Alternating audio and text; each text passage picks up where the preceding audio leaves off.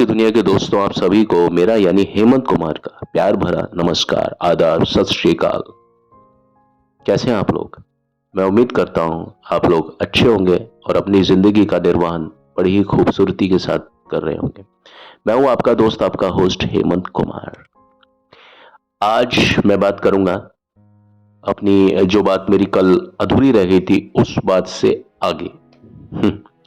तो हमारी बात छोटी थी एक जिक्र पर, जहां पर तौबा तौबा एक गाना था जिसकी मैं बात कर रहा था। वो थी फिल्म दुनिया का मेला। 1974 में बनी थी वो फिल्म, जिसके निर्माता थे जीएम रोशन। और उस फिल्म में आप देखिए कि अमिताभ बच्चन को साइन करने के बाद में हटा करके और संजय खान को ले लिया, क्योंकि अमिताभ बच्चन की कुछ फिल्में फ्लॉप हो रही थी और उन पर एक मनहूस स्टार का एक ठप्पा लग चुका था। तो आप बताइए कि अमिताभ बच्चन ने कितनी जिल्लतें नहीं सही होंगी। किसी इंसान का हार्ट फेल हो जाए, क्योंकि वो यहां पर कितने लोगों के नजदीक, कितने लोगों के संपर्क में है। इज्जत खराब होना इंसान की बार बार, अकेले कमरे में नहीं, सबके सामने। तो कहा जाता है कि उस दौर में अमिताभ की जो गर्लफ्रेंड थी जया बच्चन, उनके लिए एक ताकत का एक बहुत बड़ा सोर्स थी। और वो जितने भी सफल थे या जितने भी असफल थे, लेकिन ये चीज तो माननी होगी कि जया बच्चन उनसे कहीं ज्यादा सफल थी उस समय। और उन्होंने अमिताभ बच्चन को कई प्रोड्यूसर्स के पास भेजा, कई निर्माता निर्देशक के पास में जया बच्चन ने अमिताभ बच्चन को भेजा। अभिनेता जो महमूद हैं, महमूद का नाम सुना होगा आपने। उन्होंने अपनी जीवनी में ये लिखा कि अमिताभ और अनवर, जो कि महमूद के करीबी दोस्त थे, तो अनवर ने महमूद साहब को बताया, क्योंकि अनवर और अमिताभ बच्चन की बहुत अच्छी दोस्ती हुआ करती थी। हालांकि महमूद साहब भी अमिताभ के बहुत अच्छे दोस्त थे, लेकिन महमूद साहब को अमिताभ बच्चन एक पिता तुल्य मानते थे। लेकिन जहां तक बात अनवर की है, जो कि महमूद के छोटे भाई थे, वो उनके बहुत करीबी दोस्त थे। किसके? अमिताभ बच्चन के। तो बकौल अनवर अक्सर अमिताभ बच्चन और जया बच्चन लॉन्ग ड्राइव पर जाते थे और उनके साथ कार की अगली सीट पर वो भी बैठते थे। कई बार रेखा पीछे बैठती थी, अनवर भी कई बार होते थे, अनवर पीछे बैठते थे, रेखा भी पीछे बैठती थी, जया बच्चन आगे होती थी और ड्राइव करते थे अमिताभ बच्चन। अमिताभ बच्चन बहुत अच्छा ड्राइव करते हैं, है ना। और महमूद, जैसा कि मैंने बताया, ये चीज उन्होंने अपनी एक जीवनी थी, उसमें इस चीज का पूरा रिकॉर्ड बताया है। भले ही जया बच्चन और रेखा के बीच में इंडस्ट्री में एक तरह का कंपटीशन था, लेकिन जया को कहीं ज्यादा प्रतिभाशाली माना जाता था और उन्हें बहुत ज्यादा सम्मान दिया जाता था। ये मैं बात बता रहा हूं आपको 71, 72, 73 उस समय की बात बता रहा हूं, 1971, 72, 73। एक इंटरव्यू में रेखा पर टिप्पणी करने के लिए जब पूछा गया कि रेखा एक कलाकार के रूप में स्वयं को गंभीरता से क्यों नहीं लेती हैं, यह रेखा से ही पूछा गया। तो रेखा को इस तरह के चीजें पसंद नहीं आती थी कि कोई रेखा से डायरेक्टली इस तरह का कुछ सवाल कर दे। बाद में 1973 में अमिताभ बच्चन और जया बच्चन की एक स्टारर, इन दोनों की फिल्म जो आई थी वो रिलीज हुई, और कई फिल्मों के बाद अमिताभ पर से जो एक कलंक था, फ्लॉप स्टार होने का, मनहूसियत होने का, उनके साथ में जो भी कोई चीज होती थी वो मनहूसियत से घिर जाती थी, ये बताया जाता है। लोगों ने उनको बोला इस चीज के बारे में, उनके सामने ही बोला। तो इस चीज से वो बाहर आ गए और इंडस्ट्री में ब्लॉकबस्टर कमबैक किया अमिताभ बच्चन ने। जंजीर में उनके एंग्री यंग मैन के किरदार ने सफलता के नए मानक स्थापित किए और फिल्म उद्योग जगत में एक नया ट्रेंड सेट किया, एक नया चलन स्थापित किया। इस फिल्म की जीत के बाद अमिताभ बच्चन ने कभी भी पीछे मुड़ के नहीं देखा और यहीं से अमिताभ बच्चन और जया बच्चन ने शादी करने का फैसला कर लिया। और 3 जून 1973, सभी को मालूम है ये दिन क्यों फेमस है। हालांकि ये कोई ऐसा कोई राष्ट्रीय पर्व नहीं है, लेकिन हमारे जैसे लोगों के लिए ये राष्ट्रीय पर्व से कम भी नहीं है, क्योंकि यही दिन वो दिन था जब अमिताभ और जया बच्चन की शादी हुई थी, और ये शादी बहुत ज्यादा धूमधाम से हुई। हालांकि रेखा को इसमें आमंत्रित नहीं किया गया था, ये बात आप याद रख लीजिए। रेखा was not invited on the auspicious, I mean, weddings anniversary or ceremony, whatsoever it was, the ceremony come anniversary of both of them, 3rd of June 1973, जिससे रेखा जो है अच्छी खासी नाराज हो गई थी। और एक इंटरव्यू में रेखा ने कहा कि एक समय था कि मैं जया को बहन की तरह देखती थी और मैं सोचती थी कि वो सच्ची है, क्योंकि वो अक्सर यानी जया बच्चन मुझसे बहुत ज़्यादा गंभीरता से बात करती थी और मुझे बहुत अच्छी और प्यार से सलाह देती थी। लेकिन अब मुझे इस बात का एहसास हो चला है कि जया हर टॉम डिक एंड हैरी की सामान्य सलाहकार है। यानी रेखा ने कहा कि भाई बहुत बाद में जाकर के मुझे जब पता चला कि जया बच्चन की तो ये आदत है कि वो हर किसी को सलाह देती है, चाहे वो कोई भी हो। तो इसमें मैं कोई स्पेशल नहीं थी उनके लिए, वो बस लोगों के ऊपर हावी होना चाहती थी, और वह भी केवल तब जबकि उनको अपना मतलब निकालना हो। ये कौन बोल रहे हैं? रेखा बोल रही है जया बच्चन के बारे में। रेखा यही नहीं रुकी, उन्होंने शादी में ना बुलाए जाने पर नाराजगी व्यक्त की, और उन्होंने ये तक कहा कि दोस्ती के उनके स्नेहपूर्ण प्रदर्शन और इतना सब कुछ करने के बावजूद उन्होंने मुझे अपनी शादी पर आमंत्रित करने की जहमत तक नहीं फरमाई, जबकि मेरा जो घर था वो उनकी बिल्डिंग में ही, मतलब उनकी जो पूरा इमारत थी, जो वहां पर ही मेरा फ्लैट था, उसी पूरा जो बिल्डिंग थी उसी में मेरा भी फ्लैट था। जया बच्चन अमिताभ बच्चन की बहू बन चुकी थी और परिवार में एक सदस्य थी। उन्होंने फैसला किया कि वो अब फिल्म नहीं करेंगी, कोई नई फिल्म नहीं करेंगी, बस सिर्फ उन फिल्म्स को पूरा करेंगी जो कि वो ऑलरेडी कर रही हैं, जिन पर उन्होंने सिग्नेचर किए हुए कॉन्ट्रैक्ट पर, जो फिल्म सभी पाइपलाइन में है।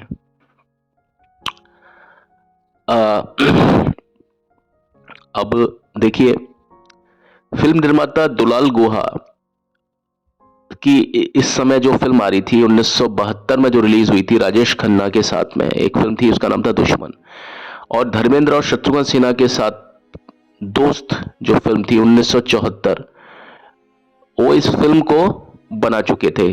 किसकी बात कर रहा हूं मैं? निर्माता दुलाल गुहा की। और दोनों ही फिल्मों ने बॉक्स ऑफिस पर बहुत ही अच्छा प्रदर्शन किया। अब अमिताभ बच्चन भी अपनी फिल्मों में बहुत ज्यादा कुछ असामान्य प्रयास करना चाहते थे। ये बात मैं बता रहा हूं जंजीर फिल्म के बाद की बात। तो दुलाल गुहा ने निहार रंजन गुप्ता की कहानी थी, बंगाली कहानी थी, उसका नाम था रात्रि यात्री। उसका हिंदी संस्करण जब बनाया तो फिल्म थी दो अनजाने।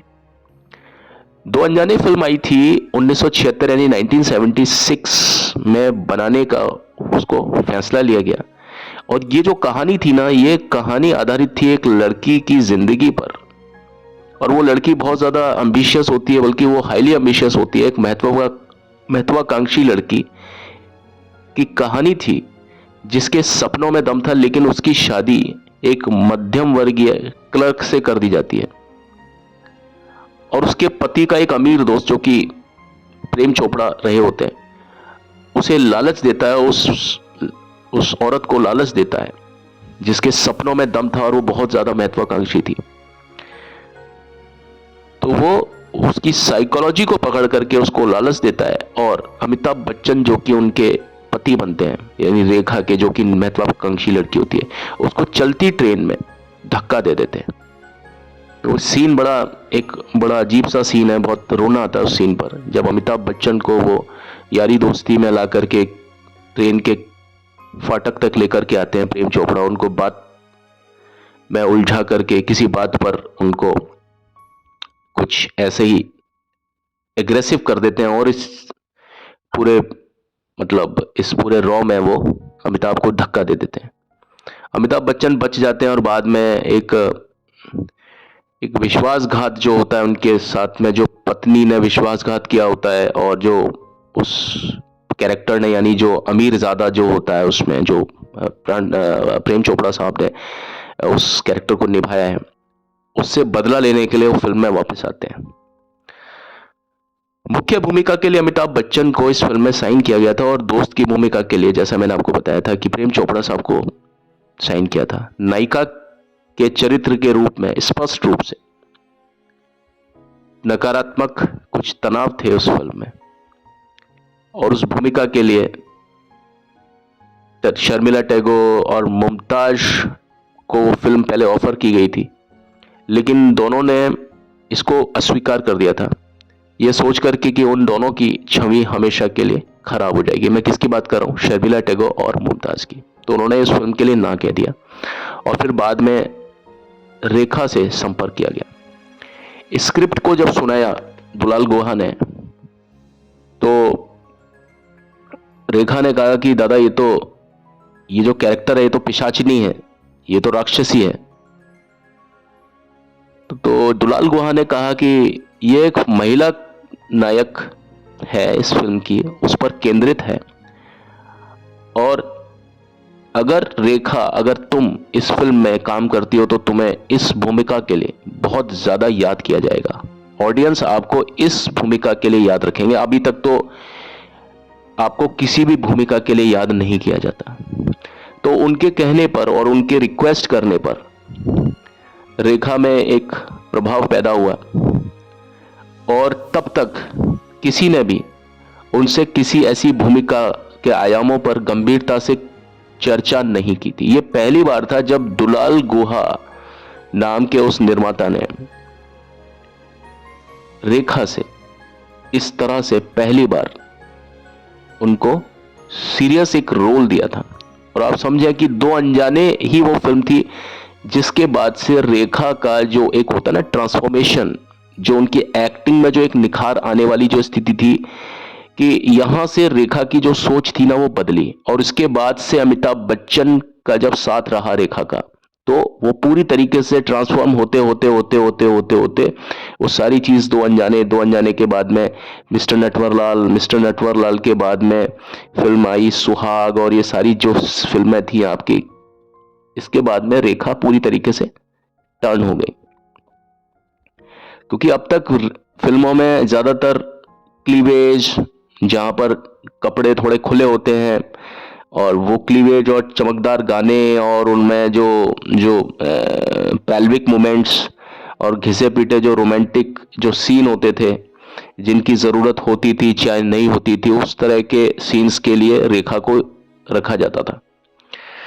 लेकिन नेगेटिव शेड्स होने के बावजूद भी यह भूमिका उनके द्वारा निभाए गए किसी भी पात्र की अपेक्षा बहुत अधिक प्रतिभाशाली, बहुत अधिक प्रभावशाली थी, और वो वास्तव में इसमें बहुत ज्यादा प्रतिभाशाली लगी हैं।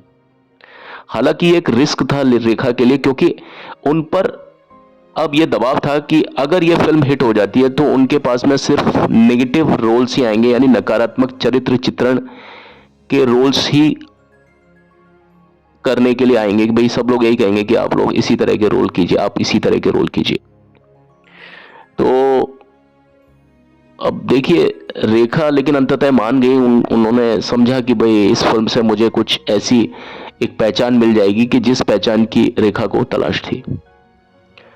उस समय वो ज्यादातर ऐसी फिल्में कि वो मैं नहीं, जो कि 1974, जोरो 1975 में एक आई थी, दफा 302 वो भी 1975 में आई थी, और ये वो ऐसी फिल्में थी जो कि बी ग्रेड फिल्में मानी जाती थी, और ये फिल्में ऐसी हैं जो आपने इनका नाम भी नहीं सुना होगा। फिरोज खान की एक फिल्म आई थी धर्मात्मा 1975, वो एक बहुत बड़ी फिल्म थी, उन्होंने हेमा मालिनी के साथ वहां पर एक भूमिका निभाई थी धर्मात्मा फिल्म में। धर्मात्मा को कौन नहीं जानता, है ना। ये वही फिल्म थी जिसकी वजह से शोले जो थी ना वो डैनी डेंजोंगपा के हाथ से छूट गई थी, जैसा कि मैंने शोले में अपने एक एपिसोड में बताया। यहां तक कि रणधीर कपूर की एक फिल्म आई थी धर्म करम 1975 में, जिसमें मुख्य रूप से राज कपूर और रणधीर कपूर पर ही फोकस किया गया था। वहां पर भी रेखा ने कुछ जगह पर दर्शकों की तालियां बटोरी। दो अनजाने में वो एक अभिनेत्री के रूप में कुछ विश्वसनीयता अर्जित कर पाई थी और इसमें रेखा की एक क्षमता भी जाहिर हुई थी। तो क्या हुआ कि अगर उन फिल्मों में थोड़े से नकारात्मक पहलू भी थे, लेकिन सच्चाई भी है कि रेखा को जो थोड़ी थोड़ी पहचान ऑडियंसेस के बीच में मिलने लगी थी वो इन्हीं फिल्मों के कारण थी। फिल्म में रेखा के जो सह कलाकार थे वो अमिताभ बच्चन थे। जंजीर और दीवार जो कि 1975 में प्रदर्शित हुई थी, उसके बाद अमिताभ बच्चन बहुत ज्यादा सफल हो गए, उनकी कैटेगरी ही बिल्कुल चेंज हो गई। साथ ही वो दीदी भाई यानी जया बच्चन, जिनको कि वो प्यार से दीदी भाई, जैसा कि मैंने बताया, रेखा जया बच्चन को दीदी भाई बोलती थी, तो अमिताभ बच्चन दीदी भाई यानी जया के पति थे। तब तक पूरा फिल्म इंडस्ट्री अमिताभ की समय की पाबंदी और उनका जो व्यावसायिकता की जो उनका जो एक सेंस था प्रोफेशनलिज्म का, प्रोफेशनल अमिताभ बच्चन कितने प्रोफेशनल है ये चीज सभी लोग जान चुके थे। और जो गॉसिप मैगजीन्स होती थी उनमें सितारों के जो नखरे हैं, उनकी जो अक्षमता है कि भाई वो क्या नहीं कर सकते थे, अधिकतर जो गॉसिप मैगजीन थी ना वो इस तरह के कैप्शंस या इस तरह की न्यूज से भरी रहती थी। और उस समय रेखा का नाम ऐसी कहानियों से आए दिन जोड़ा जाता था। ईमानदारी और समय की पाबंदी निश्चित रूप से इस तरह की मैगजीन्स के कभी भी कॉलम नहीं थे, लेकिन जब से अमिताभ बच्चन इंडस्ट्री में आए और जंजीर और दीवार के बाद में उन गॉसिप जो मैगजीन्स थी ना वहां पर भी उनको अपने कॉलम्स में चेंज करना पड़ा। यानी वहां पर नेगेटिव न्यूज की जगह पर वहां एकदम लीगल और पॉजिटिव न्यूज भी आती थी, जो कि ज्यादातर अब ईमानदारी और समय की पाबंदी, स्टार्स कौन कौन समय का पाबंद है और ईमानदारी और वो सारी चीजें भी मैगजीन्स का हिस्सा होने लगी। अमिताभ बच्चन, जैसा कि सबको मालूम है कि हमेशा अपने सेट पर, फिल्म के सेट पर समय से पहुंचते थे, बल्कि समय से भी पहले। उन्होंने अपनी पंक्तियों का अभ्यास, जो कि उनको पंक्तियां दी जाती थी, जो कि स्क्रिप्ट होती थी, वो अपने होमवर्क करके लाते थे। सेट पर भी जल्दी पहुंच जाते थे और वहां पर भी वो अपनी जो लाइंस होती थी उनको अभ्यास करते थे और अपने द्वारा निभाए जा रहे किरदार की बारीकियों के बारे में जो निर्देशक होता था, राइटर होता था, उससे पूरी चर्चा करते थे एक एक चीज के बारे में। और उनका जो प्रोफेशनलिज्म था शूटिंग के बाद में भी बहुत ज्यादा रहता था। वो कभी भी शादी या पार्टी को कभी मिस नहीं करते थे। शराब पीने में, किसी पार्टी में प्रोड्यूसर्स के साथ, डायरेक्टर्स के साथ में वो आना जाना रखते थे, क्योंकि इसी तरीके से काम मिलता था। समझ लीजिए आप, ये उनके प्रोफेशनलिज्म का एक हिस्सा था अमिताभ बच्चन के। काम खत्म होते ही अमिताभ बच्चन ने कुछ चेंजेस किए कि भाई वो बाद में थोड़ा सा रिजर्व हो गए इन सब चीजों में, और हर मतलब ये चीजें अमिताभ की धीरे धीरे करके कम होती चली गई। क्योंकि अमिताभ बच्चन को जब शुरू में उनको जैसे ही थोड़ा सा कवरेज मिला, फिल्म से, 2 फिल्म से फायदा हुआ, तो अमिताभ की झोली में काफी सारी फिल्में आए। इसको सोच करके अमिताभ ने पार्टीज में और इस तरह की चीजों में वो जाते थे। लेकिन जब उनका काम ज्यादा होने लग गया, मेरे कहने का मतलब है, तो उन्होंने इस तरह की चीजों को थोड़ा सा कम समय देते थे, यानी पार्टी और शराब नोशी कम करते थे। हर किसी की तरह रेखा भी अमिताभ के व्यक्तित्व से बहुत ज्यादा आश्चर्यचकित थी और उन्होंने अपने एक इंटरव्यू में, जो कि रेंडेवू विद सिमी ग्रेवाल, उसमें आप देख सकते हैं जब रेखा के साथ में सिमी ग्रेवाल इंटरव्यू ले रही है, तो उन्होंने खुल करके कहा कि अमिताभ बच्चन के सामने खड़ा होना आसान नहीं है। उन्होंने कहा कि जब मुझे अमिताभ के अपोजिट दो अनजाने फिल्म में साइन किया गया, और जबकि ये तो अमिताभ बच्चन की शुरुआती फिल्म थी, तो वो बहुत ज्यादा सरप्राइज्ड रह गई थी, मतलब शॉक्ड थी। More than surprised, she was shocked in getting to know the appearance of Amitabh Bachchan in each and every scene.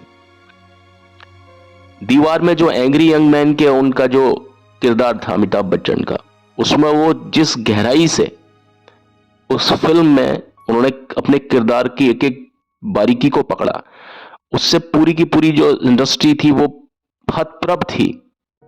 ऐसा अभिनय ना तो पहले हुआ, ना ऐसा कोई सोच सकता था।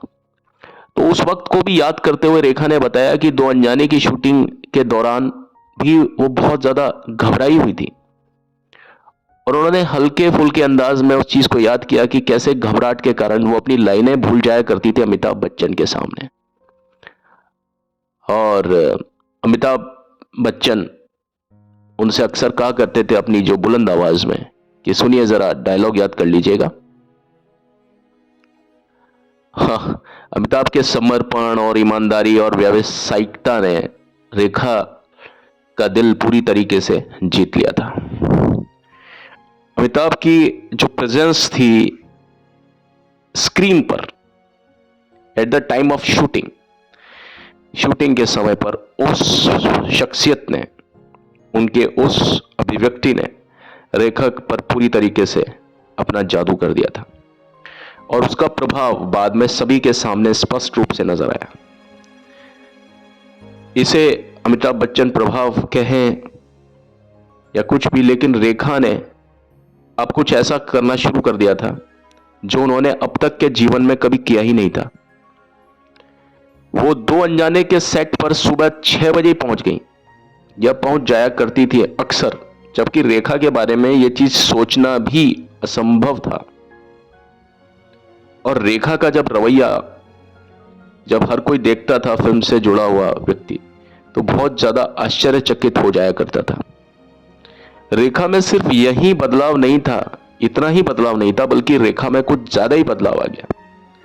उन्होंने अपने खुद के द्वारा निभाए जा रहे एक एक कैरेक्टर के बारे में बड़ी ही गहराई से सोचना शुरू किया। यानी रेखा की जो एक्टिंग की जो तालीम थी, वो अमिताभ बच्चन के सामीप्य से, जैसे ही अमिताभ बच्चन उनके निकट आए, अमिताभ को उन्होंने नोटिस करना शुरू किया। एक्चुअल में रेखा की एक्टिंग की, अभिनय की जो तालीम थी रेखा की, वो इस समय से शुरू हुई। और सच बात यह है कि इंसान जो पढ़ाई करता है ना किसी भी चीज की, वो खुद करता है। किताबें उसके सामने पड़ी रहे, लेकिन किताब के एक एक अक्षर पर इंसान तब तक नहीं देख सकता, तब तक नहीं जा सकता, जब तक कि उसकी खुद की इच्छा ना हो। तो ये जो तालीम थी एक्टिंग की, अभिनय की, ये रेखा की जिंदगी में उस समय से शुरू हुई जब से फिल्म दो अनजाने में अमिताभ बच्चन का साथ रेखा को मिला। चित्रण की बारीकियों पर चर्चा जिस तरह से अमिताभ बच्चन करते थे, उसी तरीके से एक एक चित्रण, एक एक सीन के बारे में, एक एक स्क्रीन प्ले की एक एक बारीकी के बारे में हूबहू वैसा ही डिस्कशन, वैसा ही आर्ग्यूमेंट रेखा भी करती थी अपने निर्देशक से, अपने राइटर्स से। अपने जो को एक्टर एक्ट्रेसेस होते थे उनके साथ में किस तरह का केमिस्ट्री रखना है, डायलॉग डिलीवरी, वो कब एंड करता है, मुझे कब ओपन करना है, मैं कब छोड़ूंगा, वो कब बोलेगी, उसके बीच में कितना कितना क्या कितना टाइम रहेगा, क्या मूड रहेगा, वो सारी चीज आप देखिए अमिताभ बच्चन के एक एक आप फ्रेम में ये सारी चीजें महसूस करेंगे। मैं तो खैर महसूस करता ही हूं, लेकिन यही चीज आप रेखा के अभिनय में भी महसूस करेंगे। खास तौर पर कब फिल्म दो अनजाने के बाद से रेखा का इस तरह का अभिनय आपको दिखाई देगा, जो कि 1978 यानी आपकी घर जो फिल्म आई थी, तेरे बिना जिया जाए ना, आपकी आंखों में कुछ महके हुए से राज हैं, आपसे भी खूबसूरत आपके अंदाज है, फिर वही रात है, फिर वही रात है, फिर वही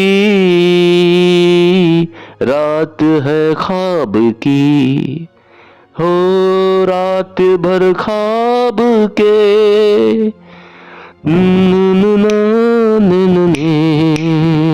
फिर वही रात है। फिल्म विनोद मेहरा के साथ थी हालांकि, लेकिन आप गहराई देखिए रेखा में जो एक्टिंग की गहराई थी ना, वो 1978 तक आप देखिए क्या गजब। ये वही रेखा थी जो शुरू में कैसे कैसे रोल्स करती थी जो कि उनको दिए जाते थे, या फिल्म इंडस्ट्री ने उनको जैसे ले लिया था, या रेखा भी सीरियस नहीं थी। हालांकि उम्र भी एक फैक्टर होता है कि वो बहुत छोटी थी उस समय, लेकिन जो काया पलट हुई it is because of Amitabh Bachchan. तो ऐसा कहा जाता है कि अमिताभ की जब एक्टिंग होती थी तो रेखा उन पर से नजरें नहीं हटा पाती थी, और शूटिंग के दौरान अक्सर अमिताभ बच्चन के साथ में वो घूमती थी। अमिताभ, प्रेम चोपड़ा और रेखा के साथ वो मतलब ये तिकड़ी जाया करती थी कहीं ना कहीं इधर उधर चाय वाय पीने। एक फ्लोरीज एक चाय हुआ करती थी प्रसिद्ध, आजकल जैसे ब्रांड है ना चाय के, एमबीए चाय वाला, उस तरह से था उसमें फ्लोरीज चाय। उसको पीने के लिए जाते थे वहां पर, पार्क स्ट्रीट में घूमती थी वो, और वो उनके साथ में खाना वाना खाती थी अमिताभ बच्चन के साथ में, डिनर लंच। तो ये एक बड़ा एक यादगार पल हुआ करते थे उस समय। दो अनजाने की शूटिंग से जुड़े हुए लोग जब रेखा में इस भारी बदलाव को देखते हैं तो वो उसका श्रेय अमिताभ बच्चन को ही देते हैं। और अमिताभ के सामने वो बहुत ज़्यादा संयमित थी, और रेखा ने अपनी चाल ढाल अपने शरीर पर भी बहुत ज़्यादा काम किया। दो अनजाने फिल्म थी वो 1 जनवरी 1976 को रिलीज हुई। हालांकि वो एक ब्लॉकबस्टर, एक चार्ट बस्टर फिल्म नहीं थी, एक असामान्य कहानी थी। शक्तिशाली प्रदर्शन, दुलाल गुहा का एक सटीक निर्देशन था, है ना। उसमें आलोचकों द्वारा तो उसकी सराहना की गई क्योंकि उसने अपना बिजनेस था वो निकाल लिया था, और वो एक फिल्म अच्छी थी। उसको आप कमर्शियल या आर्ट दोनों का मिक्सचर मान सकते हैं। फिल्म को कमतर आंका गया आंशिक रूप से क्योंकि इसमें अमिताभ की जो अवधि थी वो उस तरह की नहीं थी, उस तरह का उसका क्रिएशन या उस तरह का स्क्रीन टाइम कवरेज नहीं था जैसा कि उनको शोले में या दीवार में या कभी कभी में मिला, क्योंकि उनकी फिल्मों की बात अलग हो गई थी जब वो शोले, दीवार और कभी कभी फिल्म में आते थे। तो दो अनजाने के बारे में कुछ ऐसा था कि जिस पर कभी भी ध्यान नहीं दिया गया। रेखा के करियर में पहली बार एक अभिनेत्री, और यानी रेखा का जो करियर था रियल में अगर देखा गया तो उनको सीरियसली उसी फिल्म से लिया गया था। एक फिल्म पत्रिका थी, उसका नाम था वर्ल्ड मैगजीन। उसने कहा कि ये रेखा ने किया, और बहुत ज़्यादा सहजता से किया, सफलतापूर्वक। रेखा बहुत ज़्यादा मोटी थी और अजीब सी लगती थी, यानी ये मैगजीन में लिखा हुआ था सब, मैं कुछ नहीं कर रहा हूँ। और एकदम से उन्होंने जो अपनी काया में जो पलट, मतलब एक काया पलट हुई ना, वो इसी फिल्म से हुई थी। इसके बाद से वो स्लिम ट्रिम और बहुत ज़्यादा चमड़ी भी उनकी चेंज हो गई, बहुत ज़्यादा एक स्मूथ स्किन उनकी, मतलब उस तरह से उनका ट्रांसफॉर्मेशन हुआ। और वो अक्सर अपनी फिल्मों में बेहुदा व्यवहार और मुंह फुलाना, हिलना डुलना, खामखा का खिलखिलाना, वो सारी चीज़ थी ना, वो इस फिल्म के बाद से ख़त्म हो गई। क्योंकि इससे पहले बताते हैं कि वो ओवर एक्टिंग और कुछ इस तरह की चीज़ें करती थी, और ये आपने भी देखा, मैंने भी महसूस किया है। अब देखिएगा इस फिल्म से पहले और इस फिल्म के बाद में उनमें क्या क्या चेंजेस हुए। उसके बाद में फिल्म निर्माताओं ने उन पर ध्यान देना शुरू किया, और अब अलग तरीके से लोग बाग उनके साथ में जुड़ने के लिए, उनको साइन करने के लिए उत्सुक थे। और इसी तर्ज पर अनेक तरह की समीक्षाएं और क्रिटिसिज्म भी हुए। हर कोई रेखा की अदाकारी और अमिताभ के साथ उनकी जो केमिस्ट्री होती थी उसकी तारीफ करता था, जो कि पहले कभी भी नहीं हुआ था। और इस सब चीज़ के बाद में रेखा के मन में अमिताभ के लिए खास किस्म का एक सम्मान पैदा हो गया। वो उनका आदर करती थी, और आदर जो होता है वो प्रेम में कब बदल जाता है ये किसी को मालूम ही नहीं चलता। या अगर हम दूसरे शब्दों में कहें कि जहां आदर है वहीं प्रेम है। आप बिना आदर के किसी को प्रेम नहीं कर सकते, और जहां आप किसी को प्रेम करते हैं वहां आप आदर कर चुके होते हैं, तभी आप प्रेम करते हैं। और रेखा ने इसका पूरा जो श्रेय था वो अमिताभ बच्चन को दिया कि जो भी कोई इनमें ट्रांसफॉर्मेशन हुआ वो उस हर चीज का प्रतीक बन गए जो एक औरत आदमी में चाहती है। और मैंने आपको बताया रेखा का प्रेम पहले अंदर था, मन में था, और वो सबके सामने आने लगे। और उन्होंने कहा कि कई बार उन्होंने कहा कि अमिताभ बच्चन को कौन ले गया, इससे कोई फर्क नहीं पड़ता। और इस तथ्य से भी उन्हें कोई फर्क नहीं पड़ता कि अमिताभ बच्चन एक विवाहित व्यक्ति थे। भाई गुलाब तो गुलाब है, अगर एक इंसान दिलचस्प है तो वो सभी के लिए है, और हर व्यक्ति उनसे जुड़ने का एक सम्मान पाना चाहता है। तो भाई मुझे कौन रोक सकता है अगर मैं इस तरह का सम्मान लूं तो। मैं यहां पर उनका घर तोड़ने नहीं आई हूं।